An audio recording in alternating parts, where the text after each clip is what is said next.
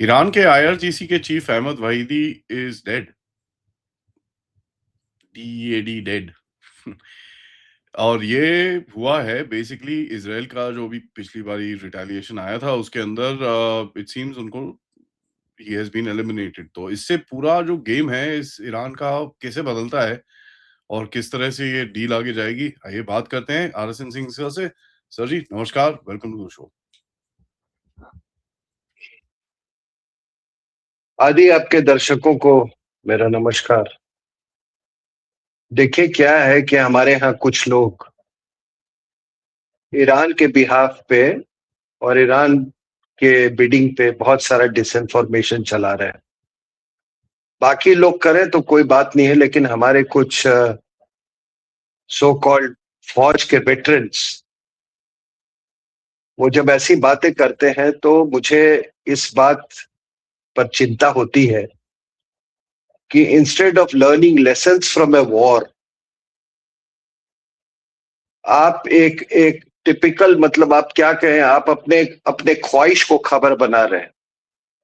और वो ख्वाहिश क्यों ऐसे आपने कब उसको बिल्ड किया वो मैं नहीं जानता हूं, क्योंकि एक जेंटलमैन है, आप भी उनको जानते हैं, he gnashes gnashing his teeth and frothing through his mouth.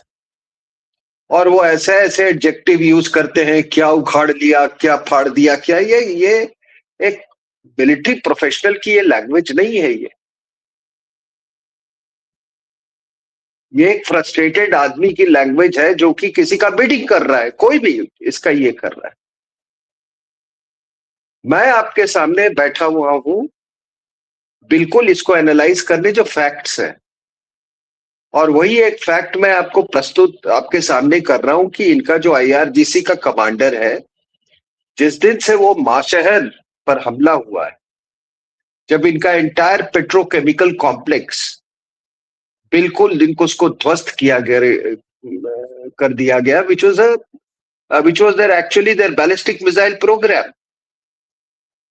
और उसी दिन ये आईआरजीसी का कमांडर जो है वहीदी उस दिन से गायब है। अब लोग कहते हैं मान लीजिए कि नहीं, मरा नहीं, जिंदा है। अरे भाई साहब देखो, अगर इफ द खोमैनी के बारे में भी ऐसा ही कह रहे थे। मेरा अपना मानना है कि एक क्राइसिस में कोई नेता अगर अपनी शक्ल नहीं दिखा सकता और अपने लोगों को गैल्वनाइज नहीं कर सकता, उनमें कॉन्फिडेंस नहीं इन्फ्यूज कर सकता, तो उसको ऐसे भी जीने का उसको कोई हक नहीं। और मुस्तफा खोमैनी की भी मैं यही बात कर रहा हूं। वो क्या लिख के दे रहा है, क्या वो डायरेक्शन दे रहा है, जिंदा है, मरा है, आधा मरा हुआ है, क्या है? अगर अगर वो डिफंक्ट है in this time of crisis, well I mean he is as good as dead. It is as simple as that. तो इस क्राइसिस में वहीदी का बिल्कुल मतलब सीन से डिसअपियर हो जाना उस दिन अटैक के बाद, तो ये अटकलें लगाना बिल्कुल ये सही है कि वो मारा गया है। और खास करके एक व्यक्ति जिसने कि एक्चुअली जो कि he had become the de facto ruler of Iran. और लोग कहते हैं रिजीम चेंज कहां हुआ जी, रिजीम चेंज कहां हुआ? अरे भाई वो एक क्लेरिक रिजीम से वो एक मिलिट्री रिजीम में उसकी तब्दीली हो गई, तो कह रहे रिजीम चेंज कहां हुआ? और जब तब्दीली जिसने की वो भी मारा गया। तो मैं आपको बता दूं कि भाई ये वहीदी कितना इंपॉर्टेंट है।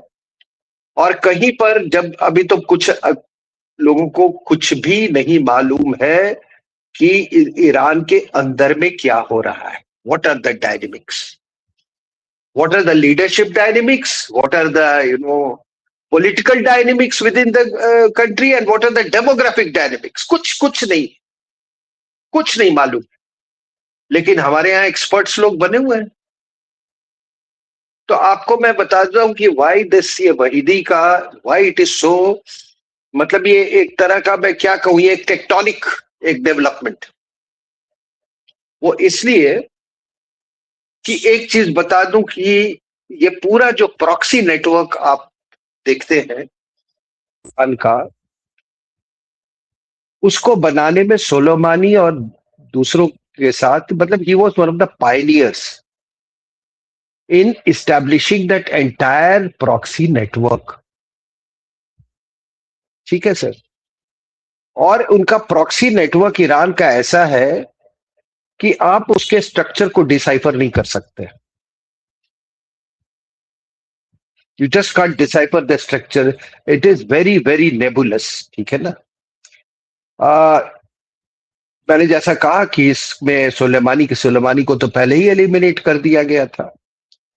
और जितने ये प्रॉक्सीज के एम्प्लॉयमेंट का जो डॉक्ट्रिन और फिलॉसफी है उसको इनंसिएट करने में वहीदी का बहुत इंपॉर्टेंट रोल था। डॉक्ट्रिन के मुताबिक जो ये प्रॉक्सी का जो डॉक्ट्रिन है उसके मुताबिक था कि इजराइल और ज्यूस को, यहूदियों को डायरेक्ट, मतलब आप कन्वेंशनल मेथड से मत इन पर हमला करो। दे रीच द कंक्लूजन कि अनकन्वेंशनल मेथड से, यानी कि प्रॉक्सीज के द्वारा आप ज्यादा उनको वुंड्स इन्फ्लिक्ट कर सकते हो, जस्ट एज द वो जो 1000 कट्स वाला जो इसका थियोरी था जियाउल हक का, भुट्टो का, वो उस लाइंस पे है ये। अब वहीदी ने एक आपको बता दूं कि किस तरह का उसने नेटवर्क बनाया था। आप क्या सोचते हैं कि आईआरजीसी का नेटवर्क केवल रीजन में है? Is it only in the middle east? Sir 1992 में, मार्च 1992 में ब्यूनस आयर्स में अर्जेंटीना के ब्यूनस आयर्स में इजरायली एम्बेसी पे हमला हुआ। ठीक है। उसमें 29 मारे गए और 200 घायल हुए। उसमें वो मास्टरमाइंड उसका वहीदी था। उसके ठीक दो साल के बाद एक फिर हमला हुआ ज्यूइश कम्युनिटी के ऊपर में, जिसको AMIA कहते हैं, association of mutual Israelite Argentina.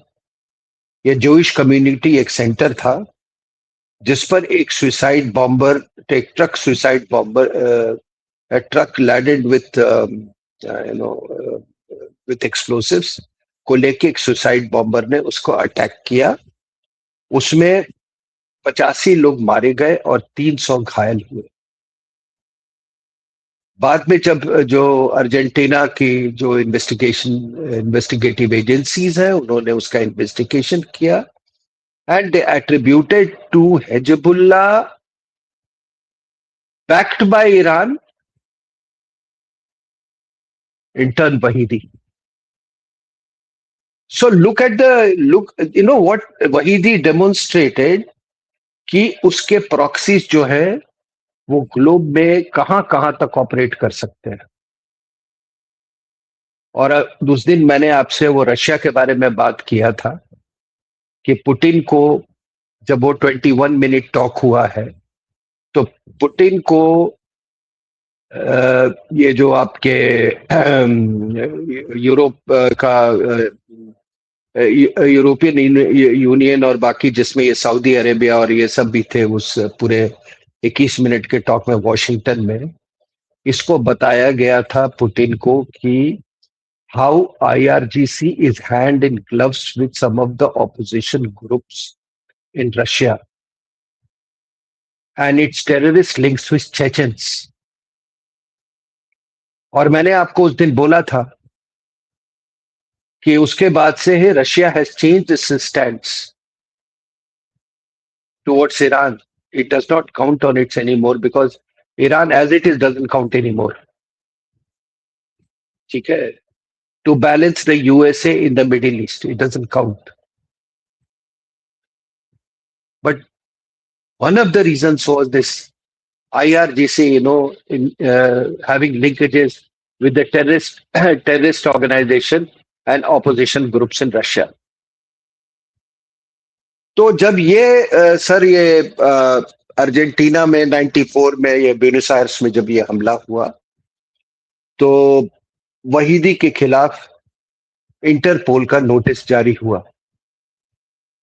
इसके खिलाफ इंटरपोल का नोटिस था। 2010 में इसको यूएस ने ब्लैकलिस्ट किया। और किस लिए? For his role in proliferation of weapons of mass destruction. क्योंकि उस समय ये डिस्क्लोजर हुआ था कि 80s 90s में ये खोमैनी के साथ ये नॉर्थ कोरिया गया था और वहां से ये मिसाइल टेक्नोलॉजी और उसका न्यूक्लियर टेक्नोलॉजी का वो वहां से कुछ ऑब्टेन करने, आदान प्रदान करने गया था। तो उसके खिलाफ ये he was black listed by the US. उसके बाद सर ये डिफेंस मिनिस्टर बना 2009 एंड 2013 तक। For 4 years he was a defense minister. It was under his stewardship as defense minister, जबकि बैलिस्टिक मिसाइल प्रोग्राम का और ड्रोन प्रोग्राम का unprecedented expansion हुआ। उसके बाद सर ये इंटीरियर मिनिस्टर भी बना। और जब ये महासा अमीन वाली जो विमेन्स प्रोटेस्ट हुई 2022 में, he ruthlessly cracked down on them। और फिर इसको यूएस ट्रेजरी डिपार्टमेंट ने उसको उस पर सैंक्शन लगाया। तो है क्या आदि कि ये जो क्वाड्स के जितने भी टॉप आर्किटेक्ट्स थे सब मारे गए। ये आखिरी था। और ये कुछ का कमांडर बाद में आईआरजीसी का कमांडर इसलिए भी बना क्योंकि सभी मारे गए थे। लेकिन वो कुछ का जो चेंज जो था उसमें ये आखिरी टॉप ऑपरेटिव था। और आपको मैं बता दूं कि जब भी कोई इंटेलिजेंस ऑर्गेनाइजेशन में ऑर्डरली ट्रांसफर नहीं होता है,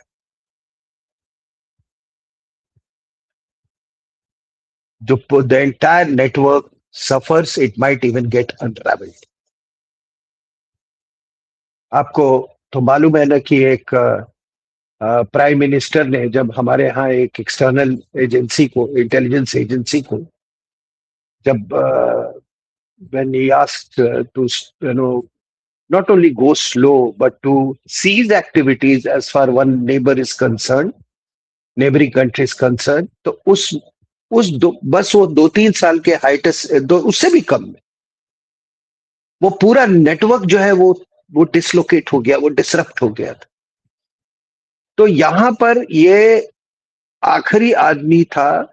और इसलिए जो है ये प्रॉक्सी नेटवर्क है वो सफर ही नहीं करेगा, वो काफी हद तक अनरेवल भी करेगा। अब देखिए कि ये खोमेनी जब मारा गया तो क्या था? कोई ऑर्डरली ट्रांसफर नहीं हुआ था। He was killed first, they did not acknowledge, फिर एक्नॉलेज भी किया। और आज तक यही सब अटकलें लगाए थे, जिंदा है जी, अभी तो वो है, ये अब आके आ रहा है कि, और इतना ज्यादा स्केयर है कि अभी तक उसका फ्यूनरल नहीं किया। That is the level of square, ठीक है ना। तो क्या हुआ था कि वहीदी खुमैनी के बाद से धीरे धीरे he had virtually taken over the reins of Iran। यहां तक कि पेजेस्किया ने जब एक अपना मिनिस्ट्री ऑफ इंटेलिजेंस अपॉइंट किया, मिनिस्टर ऑफ इंटेलिजेंस, उसको ये वीटो कर दिया। So the president was circumscribed to the extent that he could not choose his own cabinet। ठीक है। अब धीरे धीरे क्या होता है कि he was able to sideline the entire civilian leadership। और पूरा जो वहां की जो मीडिया है, what ever, I mean state controlled media है, उस पर भी इसका कंट्रोल हो गया। यहां तक कि गालिबाफ को और अरगाशी को, खास करके अरगाशी को, स्टेट मीडिया पर ओपनली कैस्टिगेट किया जाने लगा। He was portrayed as some kind of a villain. ठीक है ना सर? तो देखिए सर कि उसके रहते हुए तो कोई इस तरह का सो कॉल्ड MOU कहिए, जो कहिए आप, विद द US, और डील तो हो नहीं सकता था। So he was probably, that is why probably he was eliminated. और इसके एलिमिनेशन में आई वोंट बी सरप्राइज्ड कि ईरान के अंदर में जो सिविलियन लीडरशिप है उसका भी हाथ है।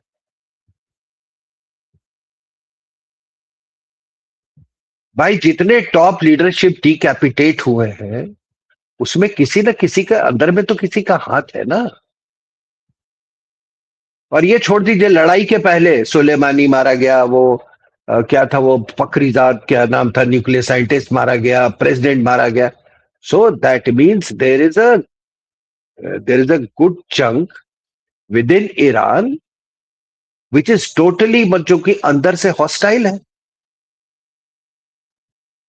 अब ये चीज सीखने की बजाय कि इतिहास में, मतलब ये में जो कि ऐसा कभी नहीं हुआ है कि लगातार पिछले 2 दशक से ये डिकैपिटेशन प्रोसेस जो है ये जारी है। तो इससे तो कुछ हमको, हमारे जो सिक्योरिटी एपरेटस को, उसके सीखने की जरूरत है ना भाई। मर गया तो क्या हुआ जी, तो वो देखो उन्होंने सरेंडर, कहां कहां पे क्या करेंगे वो आके? समुंदर में आके मतलब हाथ खड़े कर देंगे? क्या करेंगे?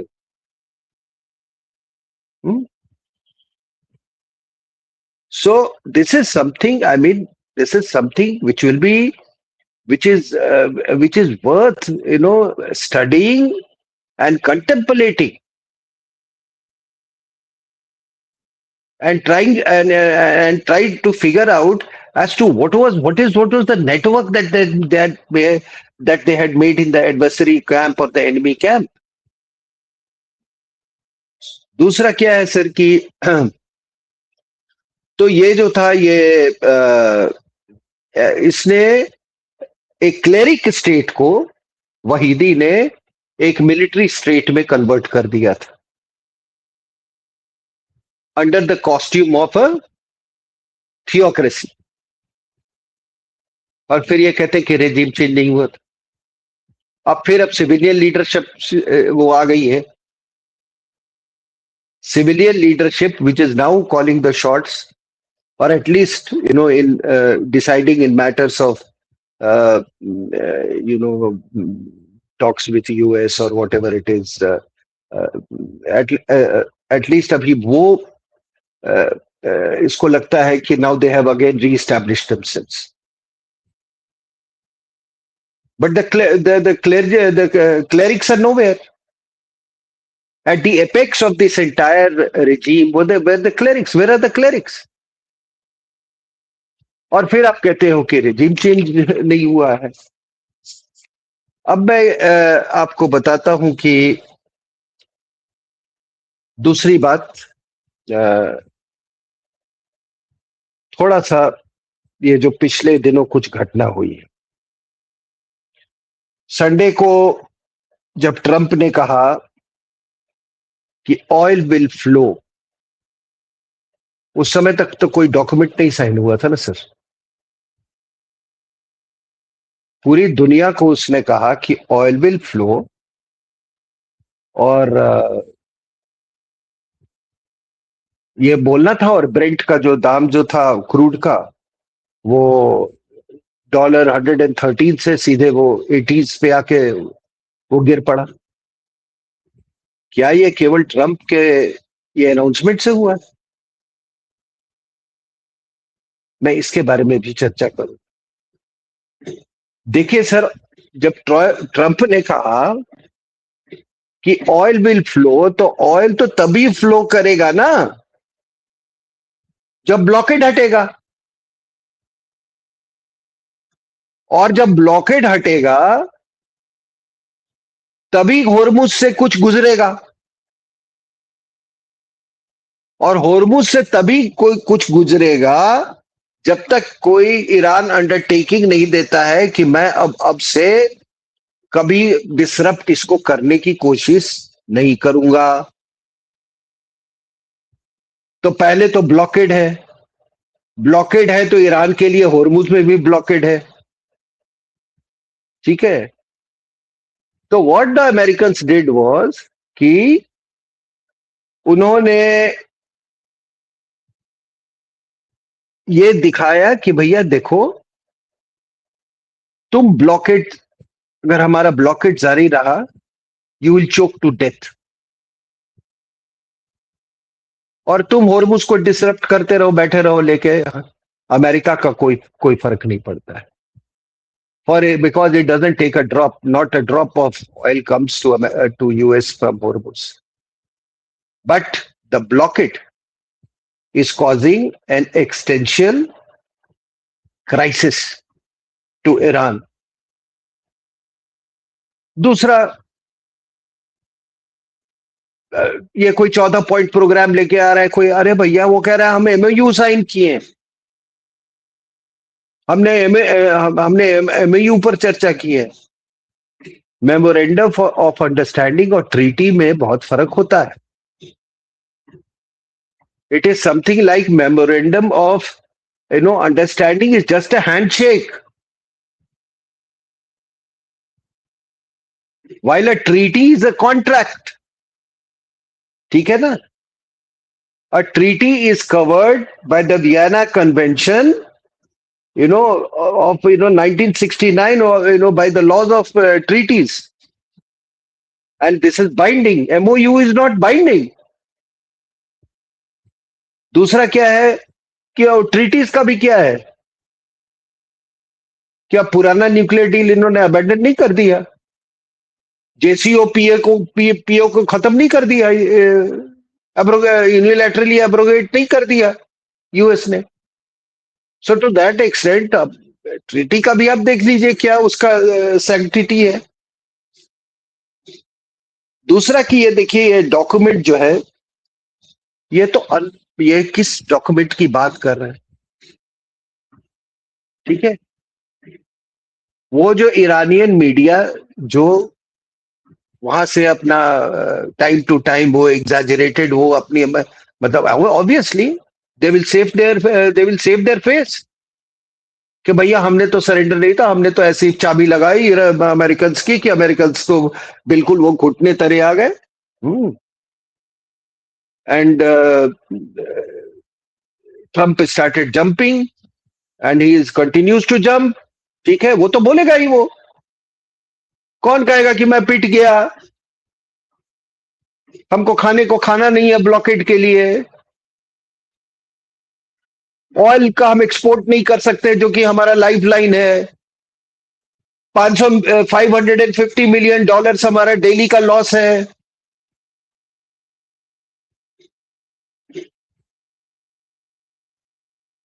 फॉरेन एक्सचेंज डिप्लीट हो चुका है, सोल्जर्स को भी पैसे तनख्वाह देने के हमारे पास पैसे नहीं है, वो थोड़ी बोलेगा, ठीक है। तो ये बताइए कि इसमें ये जो डॉक्यूमेंट्स है, जब तक आप उसका फाइन प्रिंट आप नहीं देखते, और फाइन प्रिंट में आदि there are certain operative words जैसे shall, may, will, intend, undertake, ठीक है ना। और इस सब के अपने अपने इंपोर्ट्स होते हैं, इंपोर्ट होता है और नुएंसेस होता है। तो जब तक आप फाइन प्रिंट को नहीं पढ़ा है, फिर आपको जब पब्लिक डोमेन में कुछ है ही नहीं इस तरह का, तो आप बकवास क्यों कर रहे हो।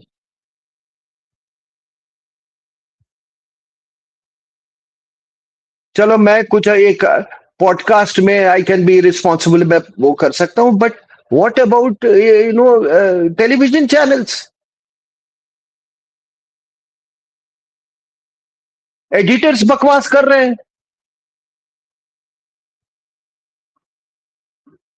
भाई कुछ जर्नलिज्म का भी कुछ रिगर होता है। आई डोंट थिंक अब ये कोई जर्नलिस्ट, ये लोग दे गो बाय दैट जर्नलिस्टिक रिगर। और हमारे सो कॉल्ड एक्सपर्ट्स, फौजी भाई लोग, माशाअल्लाह।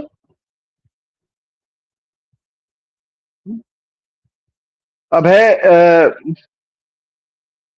ट्रंप कह रहा है कि भाई यूएस विल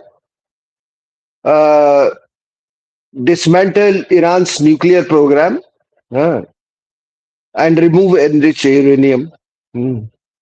वो तो कह रहा है कि Iran will never have a nuclear weapon, और यहां पे कुछ और बोल रहे हैं।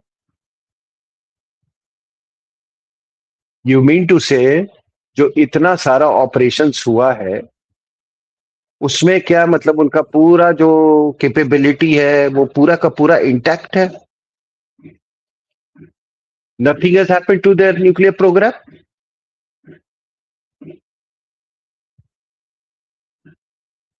अब क्या है सर, आप देखिए, मतलब भाई कुछ दिमाग होना चाहिए यार, कुछ दिमाग, कुछ you should have a मतलब you should have the larger picture, you should have some background. You making preposterous comments कि अमेरिकन ने, ईरान ने कहा है कि मतलब अपना उस पूरे मतलब रीजन से विड्रॉ कर लेगा अपने अमेरिकन फोर्सेस को। मतलब आपका क्या मानना है कि सारे कतर में, कुवैत में, सऊदी अरेबिया में, ये जितने इजराइल में ये सारे बेसेस हैं सब अबैंडन करके वो चला जाएगा?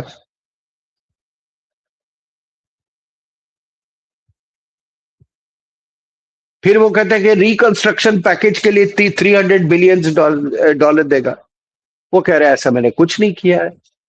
फिर उसका एक क्वालिफाइंग आ रहा है कि भाई $300 बिलियन मैं बाकी देशों से भी बात करूंगा, सब मिलके, मतलब हमारे ही निगरानी में ये होगा। अगर अमेरिका के निगरानी में होगा तो अमेरिका का प्रेजेंस हो गया वहां पे, ठीक है, a kind of permanent presence in Iranian territory. अब सर हुआ क्या है, आपके दर्शकों को मैं बता दूं, ये चीजें आपको कहीं आपको जानने का मौका नहीं मिलेगा।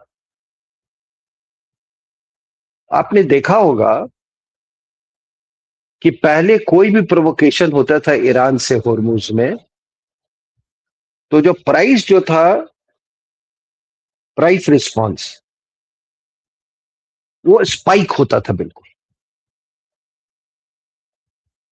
और अभी कुछ दिनों में आप देखो कि कोई प्रोवोकेशन होता है होर्मुज में तो बड़ा मॉडरेट म्यूटेड सा ग्लोबल प्राइस जो होता है, मतलब ग्लोबल ऑयल का एनर्जी के प्राइसिंग में एक बड़ा म्यूटेड सा वो रिस्पांस होता है, म्यूटेड इंक्रीज। इसका कारण क्या है? बहुत कुछ होर्मुज में बदल गया। अभी आपको बताऊंगा मैं, उस दिन एक अपाचे हेलीकॉप्टर, आपको तो मालूम है वो 2 पायलट जो जिनको वो रेस्क्यू करके ले गए वो रोबोटिक बोट से, वो क्या कर रहे थे, वो भी आज आपको मैं बता दूंगा डिसाइफर क्या हो रहा है वहां पे। देखिए आदि, पिछले 40 साल से ईरान और IRGC एक होर्मुज को एक ट्रैप के उसमें, एक ट्रैप के में तब्दील कर रहा था।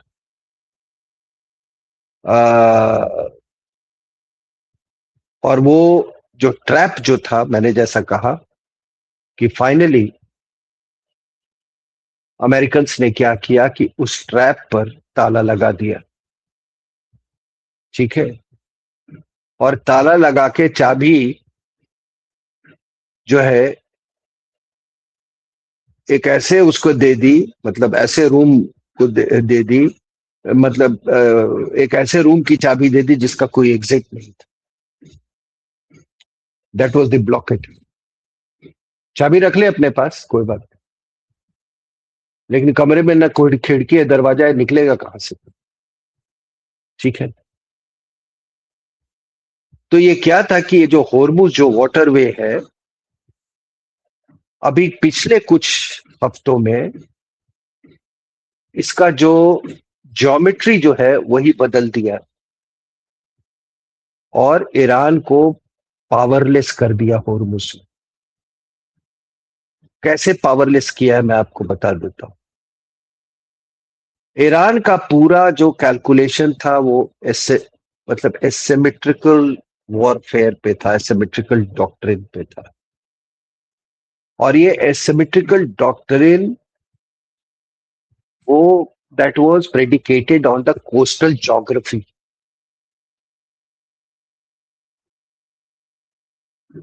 What is this coastal geography? आपने देखा है, आप तो मैप में देखो, वो जो माउंटेन्स है, फोल्ड्स है ग्राउंड में, ठीक है, उसको वो नेचुरल कंसीलमेंट एक तरह से वो प्रदान करते थे। उसमें इंजीनियरिंग वर्क्स करके उसको डिफेंस नेट अंडर मतलब उसको पहाड़ों को काट के उसके अंदर में fast attack crafts, radars, missile batteries, drone swarms, ये सारा कुछ उसमें कंसील करके रखते थे। So that was the they were taking exploiting the coastal geography. जो केशम आइलैंड जो अबू मूसा आइलैंड जो था इसमें जो है स्ट्रेट ऑफ हॉर्मुज में, वो जो है वो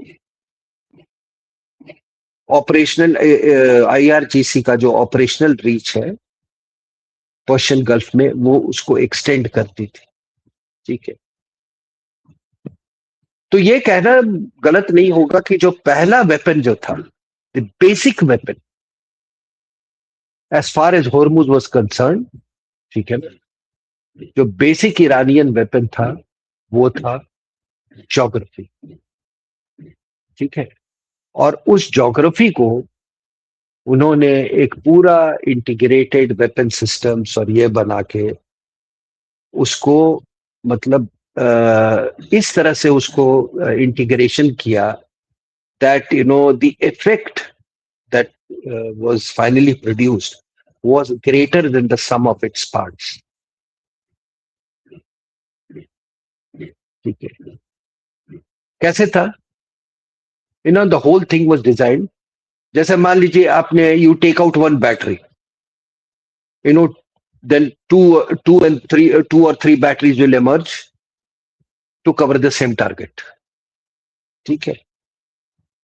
आपने एक रडार डिस्ट्रॉय किया, दो तीन और रडार उधर से वही वही आपको कवरेज दे रहे हैं। को डिस्ट्रॉय किया, ठीक है ना, दो और उसको उसी टारगेट को उसी को कवर करने के लिए वो निकल एमर्ज किए। ठीक है ना। एक रडार डिस्ट्रॉय किया, दो तीन और वहां पे है अपनी जगह पे उसको कवर करने के लिए। ठीक है ना। तो ये ऐसा नहीं था कि अमेरिकन को ये मालूम नहीं है। They had no answer to this mosquito fleets, this drone swarms. तो उन्होंने कहा कि देखो ये मैनेजेबल है, ये एलिमिनेट नहीं कर सकते आप इसको, ये जो एसिमेट्रिक टैक्टिक्स है इसको आप एलिमिनेट नहीं कर सकते, लेकिन आप इसको मैनेज किया जा सकता है। लेकिन फिलहाल क्या हुआ है कि कुछ ऐसे टेक्नोलॉजिकल डेवलपमेंट्स हुए जो कि ये वर्ड मैनेजेबल से they graduated to disrupting or destroying the entire structure that has been built over 4 decades. अब ये क्या था sir? They addressed every layer। और कैसे एड्रेस किया? ड्रोन स्वॉर्म्स जो थे उसको उन्होंने टारगेट किया with directed energy weapons. समझ रहे सर? 60 kilowatts के डायरेक्टेड एनर्जी वेपन्स से, ठीक है ना? तो वो मैथमेटिक्स तो तुरंत फेवर में चला गया है, मतलब इनके यूएस के। अब जो सेकंड लेयर जो था इनका मॉस्किटो फ्लीट्स का क्या है कि they were then being targeted by your AH-64 helicopters. और जो AH-64 पे जो है हेल फायर मिसाइल्स जो 30 मिलीमीटर 230 चेन गन्स, वो उनमें जो सेंसर्स हैं और या जो सेंसर सूट्स हैं, दे engage the boats within seconds of their coming out, ठीक है ना? So even before the boats could reach their weapons release range, तो इसी मिशन पे उस दिन वो AH-64 था, आप समझे? और थर्ड लेयर जो था सर, ये कोस्टल डिफेंस, जो मिसाइल बैटरीज जो था, ये सारे थे, कमांड हेडक्वार्टर्स, रीसप्लाई चेन्स, ये सारे के सारे ये। तो ये जो 3-4 पिलर जो थे जिस पर ये पूरा आर्किटेक्चर जो खड़ा था होर्मुज में, वो बिल्कुल बर्बाद हो चुका है, ठीक है सर? और इन द अल्टीमेट एनालिसिस जो डॉक्ट्रिन जो था IRGC का होर्मुज को लेके, इट लॉस्ट इट्स वायबिलिटी।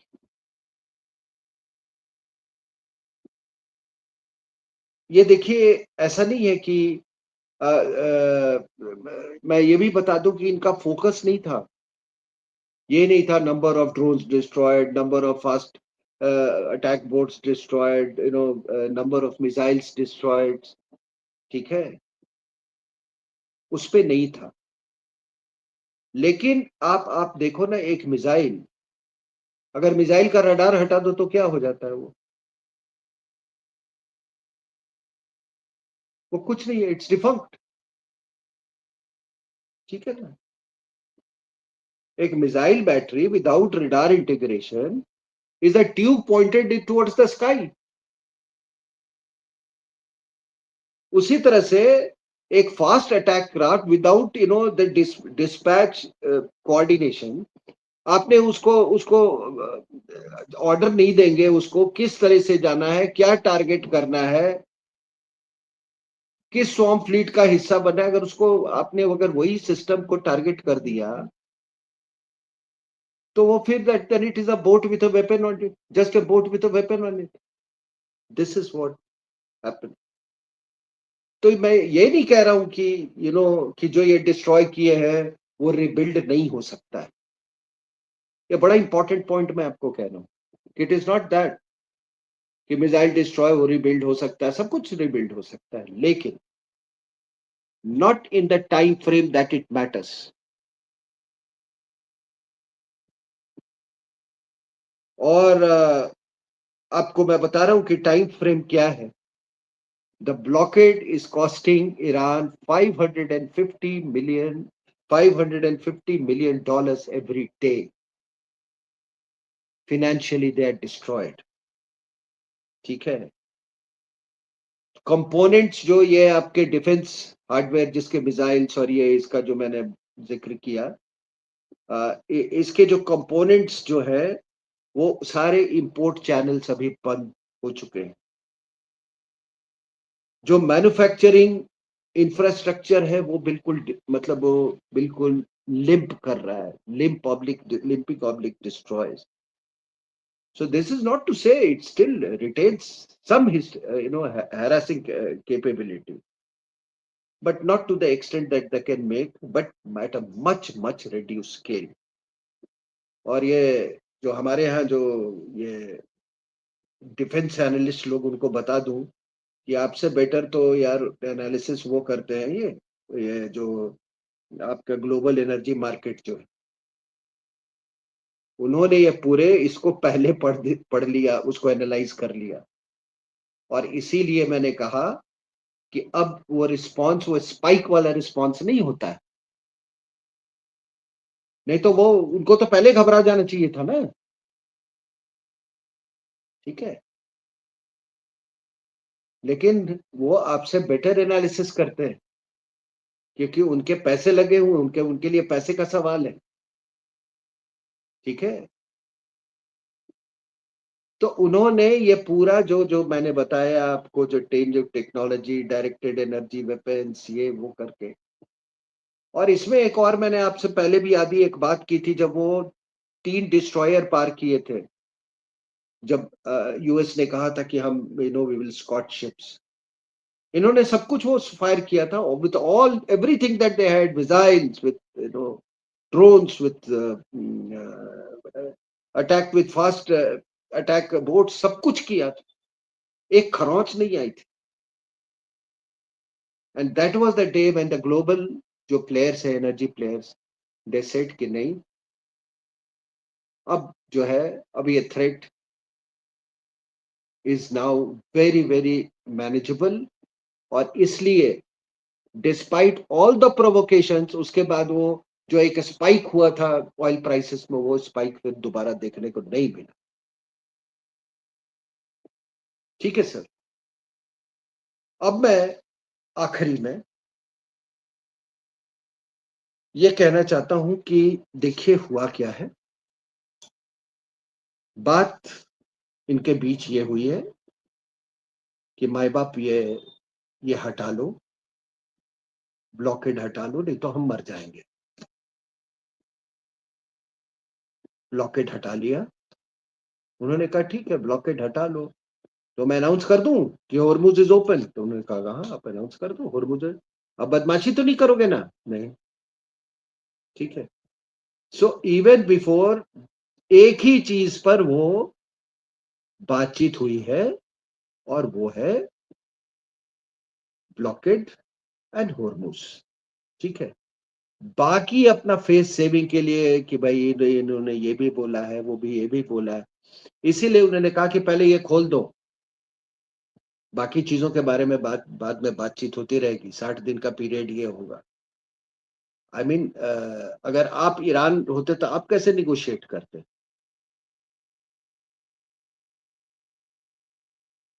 तो उन्होंने उसका ये किया है। तो इसमें केवल एक ही पॉइंट पर हमको कंसंट्रेट करना चाहिए, ब्लॉकेड। ब्लॉकेड भी लिफ्ट हुआ है सर, डिसमेंटल नहीं हुआ। It can again B put into place. ठीक है ना, वो इतना बेवकूफ नहीं है कि वहां से वो निकल के पतली गली से निकल जाएगा, वो भी नहीं, बिकॉज वही उसके पास लिवरेज है। ठीक है, और आखिरी में जीत गया भाई, जीत गया ईरान, जीत गया, जीत गया। मैं एक सवाल पूछता हूं, आज एक, उस दिन तो आपने देखा किस तरह से ईरान ने मां शहर में और पूरे इलाके में किस तरह से तबाही मचा दी, पूरा पैकेज भेजा, there was nothing to challenge. Hypothetically मैं कहता हूं कि आज कोई भी देश उस रीजन में, कोई भी, सऊदी अरेबिया हो, यूएई हो, अगर एक अपने फाइटर्स के साथ या अपने जो एयर उस एसेट्स के साथ हमला करता है, does Iran have the capability to defend itself? कुछ नहीं। People are going, dropping their ordnance और hitting the targets at will. तो तुम तो नंगे हो गए ना यार, you stand totally naked and defenseless, you have nothing to defend yourselves. तुम पब्लिक को अपने खुश करने के लिए वो 30-30 मिसाइल मारते हो इजराइल पर और वो सारे के सारे इंटरसेप्ट हो जाते हैं।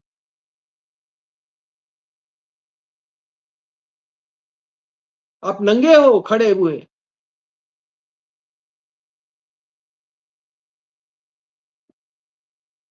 और कोई मुझे सिंपैथी नहीं है। आप एक कौम को, यहूदियों को मिटाने के लिए आप ब्यूनस आयर्स में जाके अटैक करोगे और आप कहोगे कि इनको जीने का कोई हक नहीं है, तो फिर अब तुम्हारी भी बर्बादी होगी।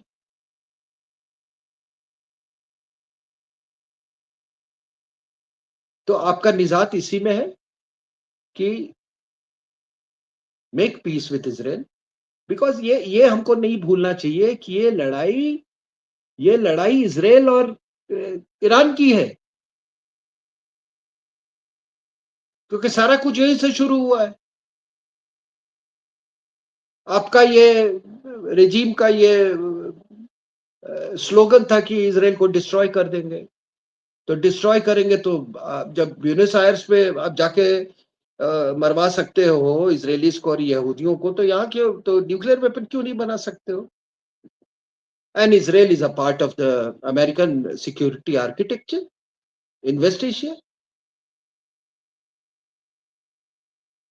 So therefore, how can US give any commitment on behalf of a sovereign state? कि नहीं मैंने उसको बोल दिया वो हमला नहीं करेगा। अरे मतलब it has for US sake it will forfeit its rights of self defense.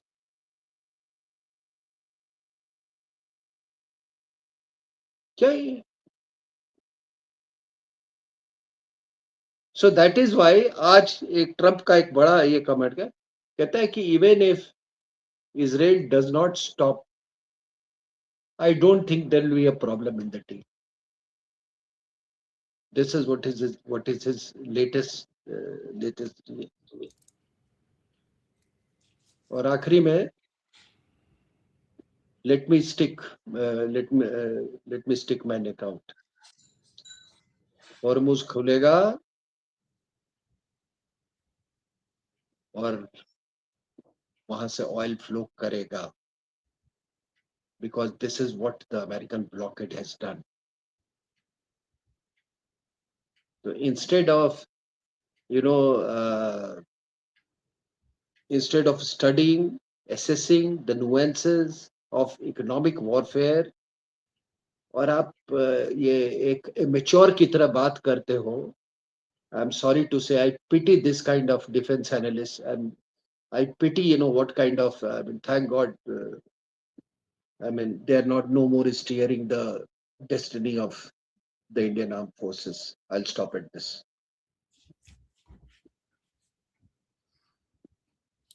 Thank you sir for that, क्योंकि काफी अभी काफी कुछ हो रहा है अभी तो जी अभी तो काफी कुछ चल रहा है। As matter of fact Israel के भी कुछ अटैक्स। साउंड आदि sound is on sir, you can't hear me? Hello sound is on sir, you can't hear me? Everything seems to be Israel के अटैक्स भी हुए हैं and there is a lot of बोलते हैं ना play in the game right now, where uncertainty is the name of the game. So let's see. I mean, I'm thankful to sir to actually break the situation down. काफी detail में sir ने discuss करा है इसको.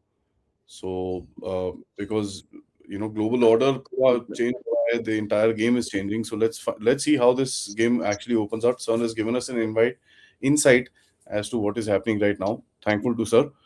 On that note, sir, thank you so much once again. And सबसे request है, video को like करिए, subscribe करिए, and share this with your friends and families, and of course support the channel. नमस्कार, जय हिंद, जय भारत.